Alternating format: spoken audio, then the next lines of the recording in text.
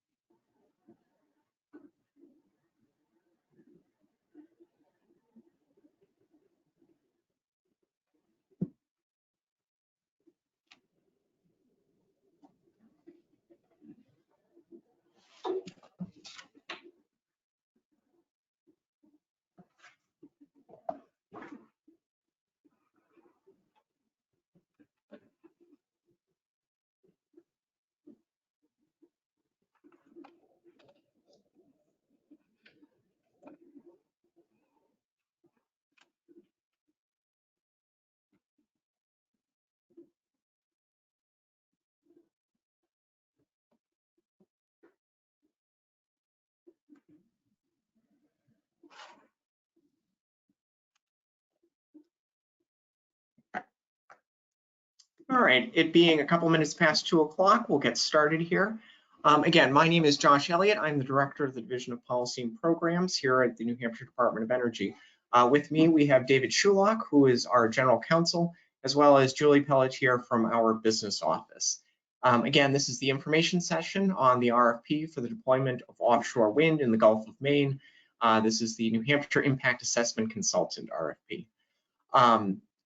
All of you have been muted on entry. Again, if you have any difficulties in joining, you can email James Martin at james.martin@des.nh.gov, or give him a call at area code 603-271-3710. This webinar will be recorded and will be posted afterwards, so if for some reason you have to disconnect in the middle, there'll be the full presentation will be posted online. Just a few logistics as we're going through. We will not be taking questions live, as all questions about the RFP must be submitted in writing. If you do have technical difficulties, you can either raise your hand using the function on the left-hand side there to raise your hand, or you can use the chat function and Jim will be able to help you out. So, launching right into the RFP. This is the RFP 2021-020 for the New Hampshire Department of Energy for the deployment of offshore wind in the Gulf of Maine. So this presentation will be an overview of the RFP, starting off with, again, pertinent dates and information, working our way through talking about the scope, as well as answering some of the already submitted questions, as well as their answers, which again are posted online on the New Hampshire Department of Energy website.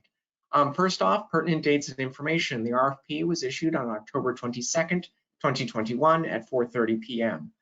The RFP was amended last week, November 29th.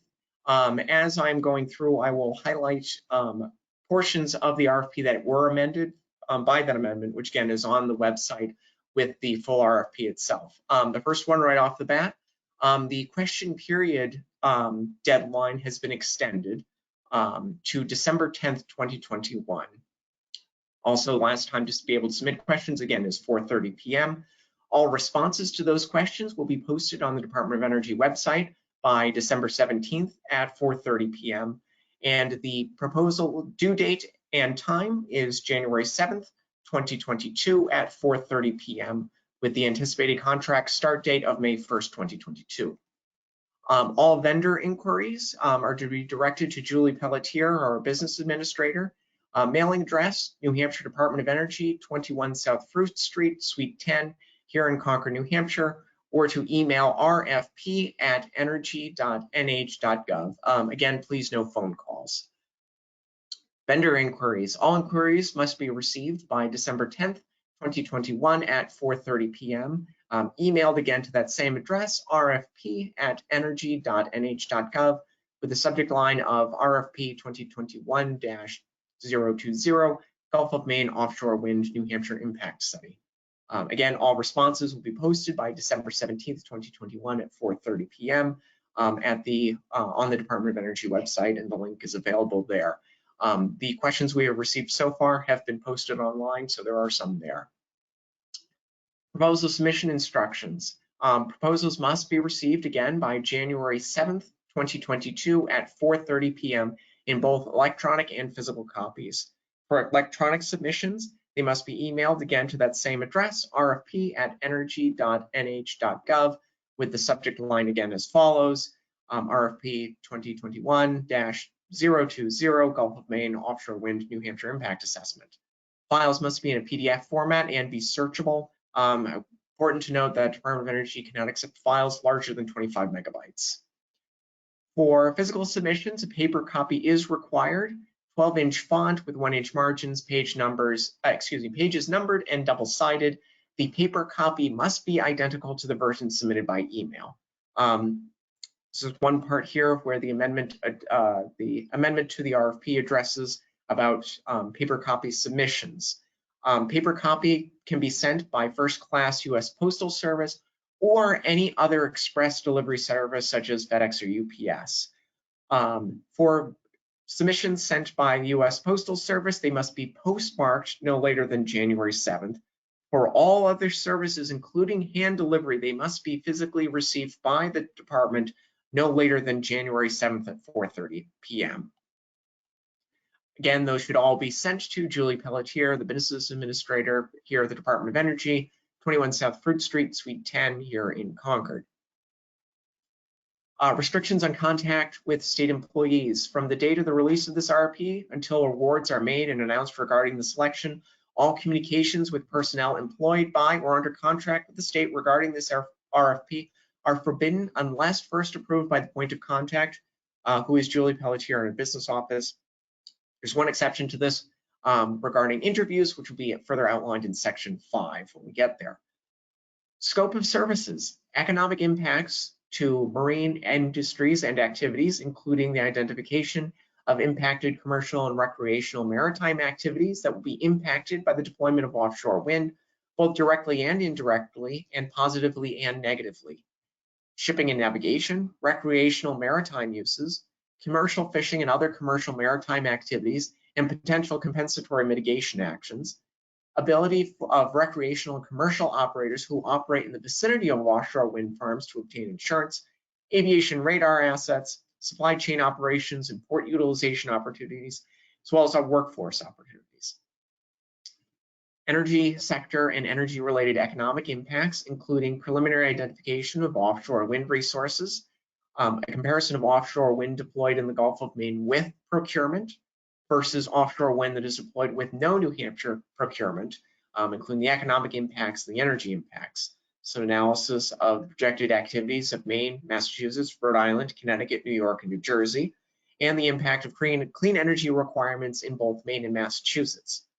Analysis of the subsidies required for the development and continued operation of offshore wind, consideration of potential cumulative effects, and whether additional clean energy sources are made more likely by offshore wind deployment and operations, for example, hydrogen production.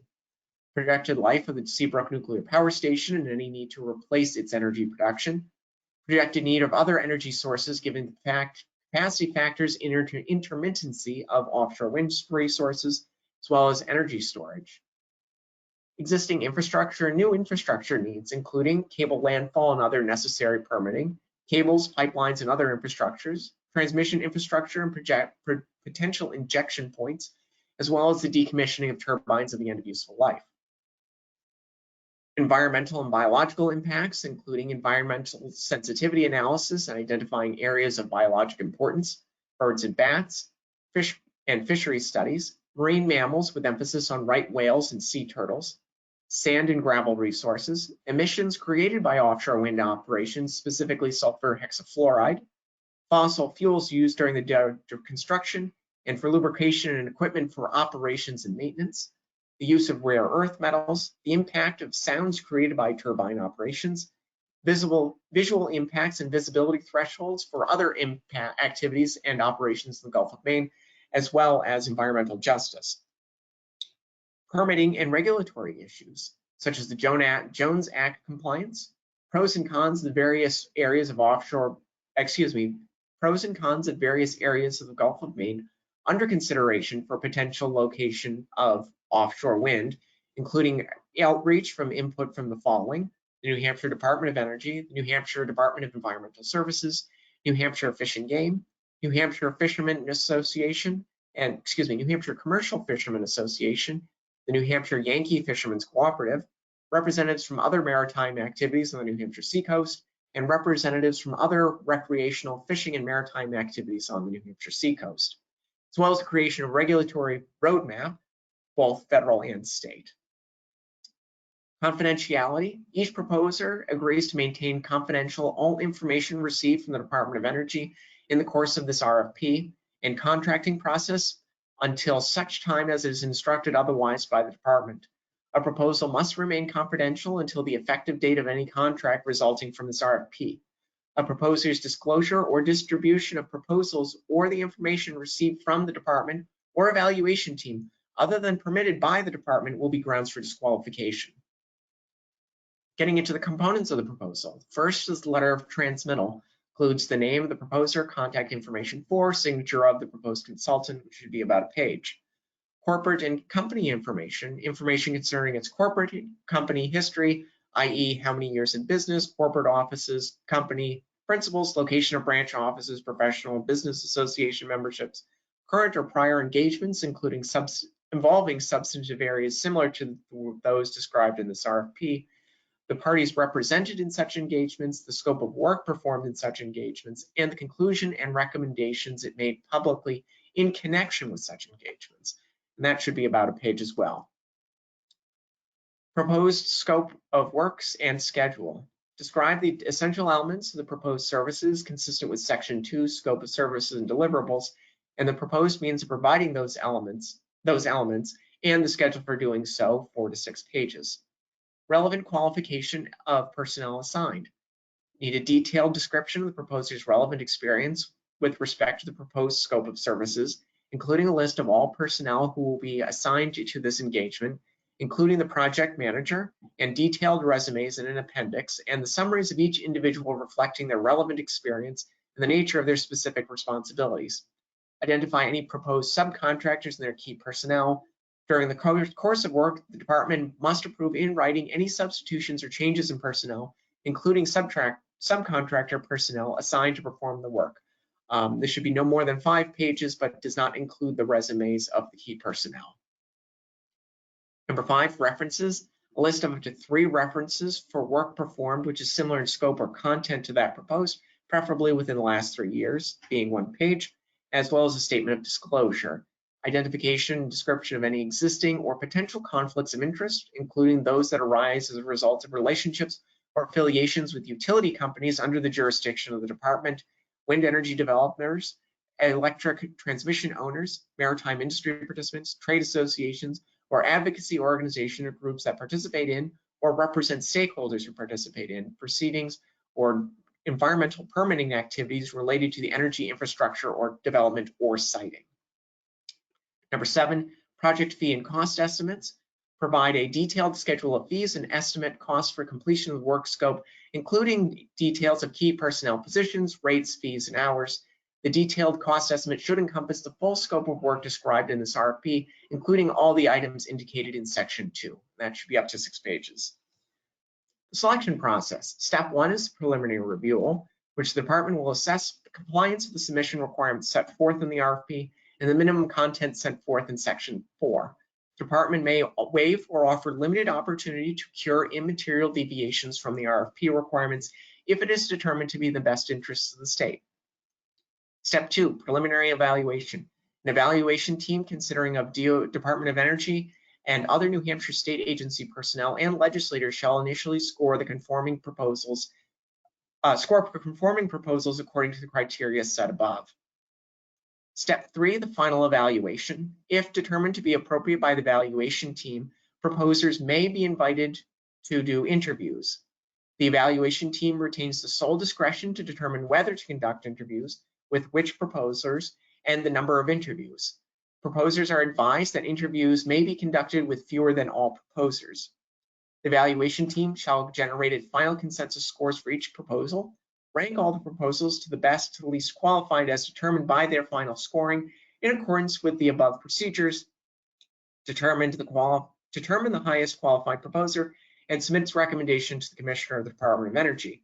The selection is subject to review and approval by the Commissioner. Step 4, contract negotiation execution. The department shall negotiate with the recommended proposers, if necessary, and develop contracts and related documents consistent with this RFP, then submit the completed contract to the department's commissioner for approval and execution. Just a brief aside on the interviews. The purpose of oral interviews is to clarify and expound on information provided in the written proposals. Proposers are prohibited from altering the basic substance of their proposal during the oral interviews. Proposers may be asked to provide written clarifications of elements in their proposals, regardless of whether an interview will be conducted. References will be reviewed and/or contacted during Step 3 if determined appropriate by the evaluation team. The information gained from interviews and references will use to refine the scores assigned during the Step 2 review and evaluation of the proposal. Scoring criteria. This is another point that was addressed in the subsequent RFP amendment. The criteria shall be 105 points rather than the initial 100. Again, the evaluation team shall consider all of the prior criteria, all the following criteria and assign a corresponding point score. Again, the maximum score for the criteria shall be 105 points.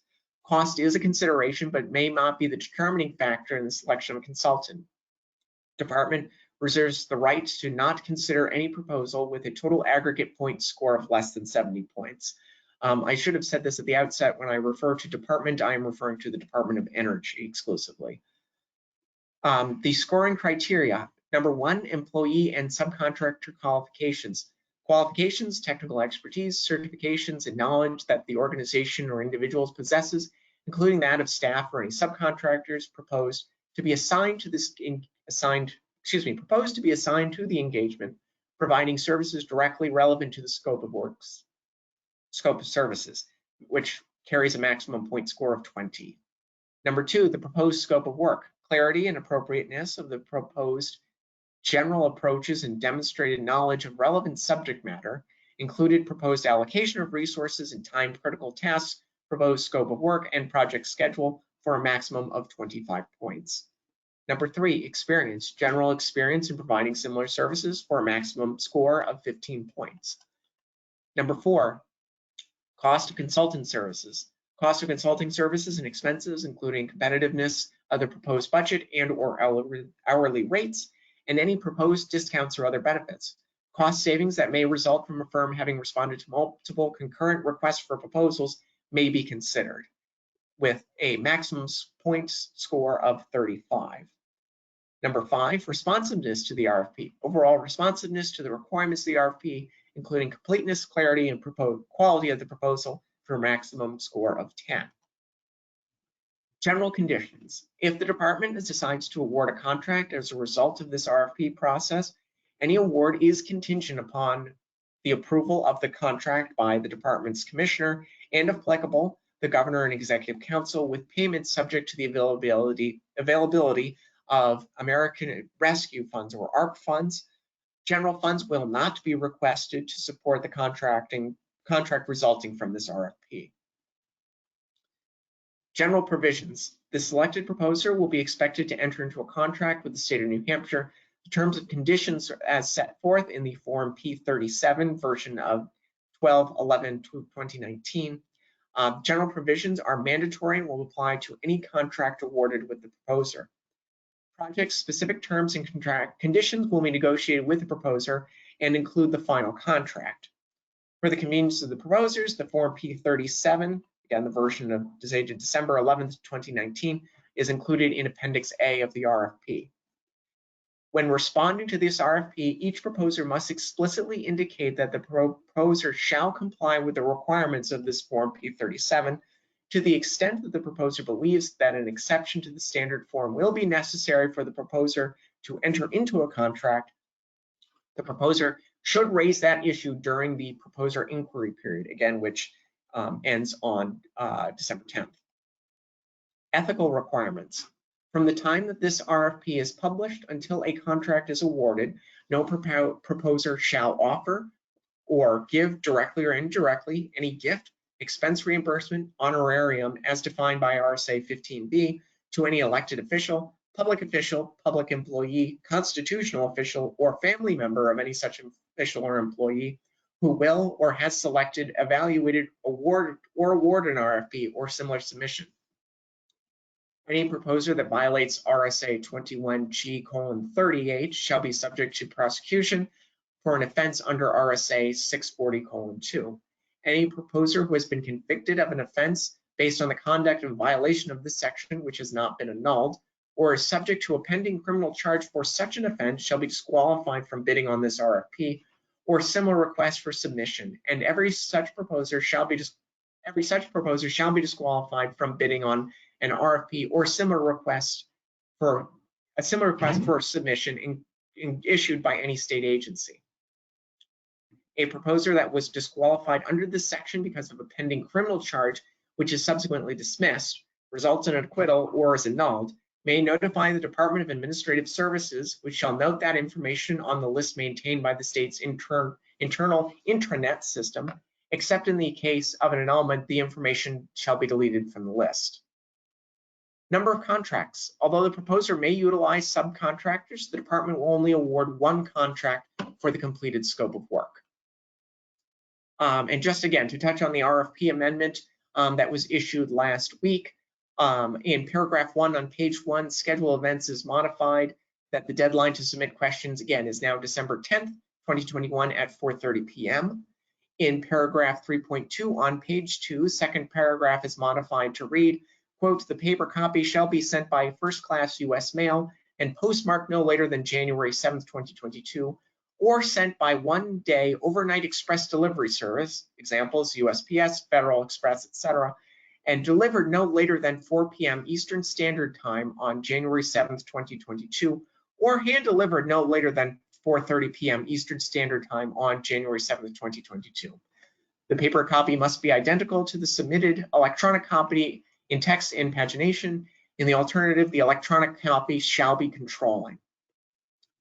On paragraph 5, page 8 is modified references, a list of up to 3 references for the prime contractor, and a list of up to 3 references for the subcontractor/team member for work performed which is similar in scope or content to that proposed, preferably within the last 3 years. 1 page maximum for each of the prime contractor and subcontractor or team member. More than one list may appear on each page. And then lastly, in paragraph 1 in section B, scoring criteria, the first sentence of the paragraph is modified to read, the evaluation team shall consider all of the following criteria and assign a corresponding point score, where a maximum score of all the criteria shall be 105 points. So again, those are just the 4 parts of the RFP that were amended through that amendment. With that, I will go through a couple of the received questions with the answers. Again, all of these are posted on the Department of Energy's website. First question, please clarify the level of analysis that the department expects under each of the 5 scope areas. Is the department looking for a high-level qualitative analysis of each of the subtopics under each scope area, or is the department looking for a more detailed quantitative analysis, such as economic modeling and energy modeling of various offshore wind scenarios? Answer, we are looking for a detailed quantitative analysis. Next question, what is the anticipated study area for this project? Answer, all waters in the Gulf of Maine, including federal waters. Next question, does the Department of Energy expect the assessment of economic, energy, and environmental impacts from the deployment of offshore wind in the Gulf of Maine extend to potential impacts beyond New Hampshire communities, businesses, and environmental resources? Example, Maine and Massachusetts stakeholders. Would the study reporting be expected to New Hampshire only, with the exception of the impact to wholesale energy markets in the New England grid, impact on emissions to the New England grid, and energy supply impacts for New England? Oh, excuse me, I split that question up. Anyway, the answer is New Hampshire only, with the exception of the impact on wholesale energy markets in New England grid, impact on emissions in the New England region, and the energy supply impacts for New England. Next question, will potential socioeconomic impacts of fishery interactions and offshore wind be assessed within the fisheries section or separately in the economic impacts? Those socioeconomic impacts of fisheries can be addressed within the fisheries section. Next question, since the wind areas and goals have not been specified, can the state confirm that this scope includes only identifying potential activities impacted as positive or negative, or will they require additional designation of the degrees of impact on each activity? Answer, positive and negative, as well as the degree. However, the degree of impact can be characterized as negligible, minor, significant, or major. Next question, does the state of New Hampshire expect the report to quantify the economic impacts or identify the activities likely to be impacted? We want to quantify the economic impacts. Next question, under Section 2, Scope and Deliverables, a list of focus areas are given under headings economic, environmental, and energy impacts. Are these focus areas set, or can further areas be assessed as part of the study beyond those mentioned? Answer, areas not specified may be addressed as necessary to understand and illuminate economic, environmental, and energy impacts, and should be identified and explained in the proposal when submitted. Next question, the RFP invokes the relevance of the broader Gulf of Maine intergovernmental renewable energy. Can different sections be examined from a cross-border perspective between Maine, New Hampshire, and Massachusetts, or is the study intended to be solely focused on New Hampshire? Answer, the study should be focused on New Hampshire with the exception of the impacts on wholesale energy markets, emissions, and energy supply for the entire New England region. Next question, is whole system modeling expected in the scope of Section 2, or is a simplified model or framework acceptable? Answer, the proposer will be expected to identify and describe the best modeling that it can accomplish given the competing aspects of the request and the not to exceed amount of the contract. Next question, since BOEM has yet to identify lease areas in the Gulf that could be used as a guide, can the department provide an estimated offshore wind project size that should be contemplated when evaluating impacts on the power grid? Answer, the department expects the consultant to screen potential wind energy areas within the Gulf of Maine including consideration of environmental conditions regarding infrastructure siting, including but not limited to the impossible site contaminants of concern or unexploded munitions, as well as the reference bullet list under scope topic 4. Next question, should the consultant assume a variety of offshore wind deployment scenarios when evaluating potential impacts? Example, interconnection into New Hampshire versus interconnection into Maine or Massachusetts transmission. Or should the consultant only assume New Hampshire interconnection? Answer, a variety of plausible deployment scenarios should be considered. Finally, last question, scope 5 includes a bullets of pros and cons of various areas of Gulf of Maine under consideration for potential locating of offshore wind deployment. A, does the department expect the consultant to screen potential wind energy areas within the Gulf of Maine? And should this topic include consideration of environmental conditions regarding infrastructure siting, including but not limited to possible contaminants of concern or unexploded munitions, as well as the referenced bullet list under scope topic 4? The answer to both A and B are both yes. So that will conclude this presentation. If there are any questions that have been raised as part of this presentation, they can be addressed to Julie Pelletier, our business administrator, and can be emailed to her at rfp@energy.nh.gov. Again, please no phone calls. And again, the deadline for submitting questions has been extended by that RFP amendment until December 10th. With that, I will conclude this presentation.